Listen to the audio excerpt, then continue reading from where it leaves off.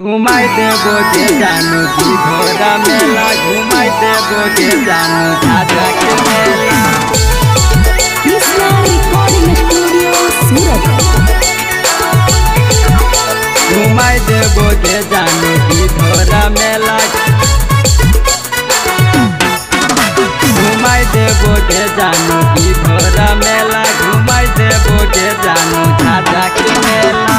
सज धज के अहिया जानू घरा से अकेला सज धज के अहिया जानू घरा से अकेला घुमाई देबो के जानू जमुई के मेला घुमाई देबो के जानू जमुई के मेला। सज धज के अहिया जानू घरा से अकेला सज धज के अहिया जानू घरा से अकेला घुमाई देबो के जानू की धोरा मेला घुमाई देबो के जानू झाझा के मेला।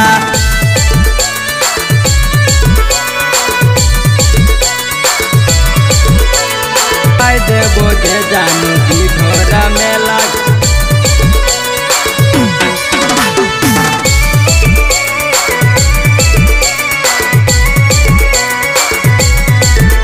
घुमाई देबो के जानू की घोड़ा मेला घुमाई देबो के जानू झाझा के मेला। चौमिन खिलेबो तोरा ठंडा पिलबोगे तारा माटी पर साथे बैठबोगे तारा माटी पर साथे बैठबोगे। चौमिन खिलेबो तोरा ठंडा पिलबोगे तारा माटी पर साथे बैठबोगे। दुर्गा माई से दर्शन देबो कराएगे दुर्गा माई से दर्शन देबो कराएगे घुमाई देबो के जानू की धोरा मेला घुमाई देबो के जानू की धोरा मेला।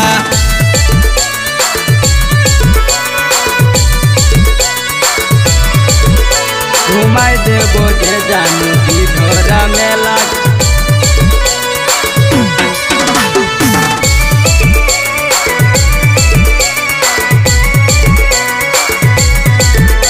घुमाई देबो के जानू की घोड़ा मेला घुमाई देबो के जानू झाझा के मेला। सखी सहेली से रहत हट के फोटो खींचबै गे झुलुआ पर सट के फोटो खींचबै गे झुलुआ पर सट के। सखी सहेली से रहत हट के फोटो खींचबै गे झुलुआ पर सट के। नंदन कपिलवा तरह कोला भर गे सुनील रंजितवा तरह कोला भर गे घुमाई देबो के जानू बेलर के मेला घुमाई देबो के जानू बड़वा के मेला।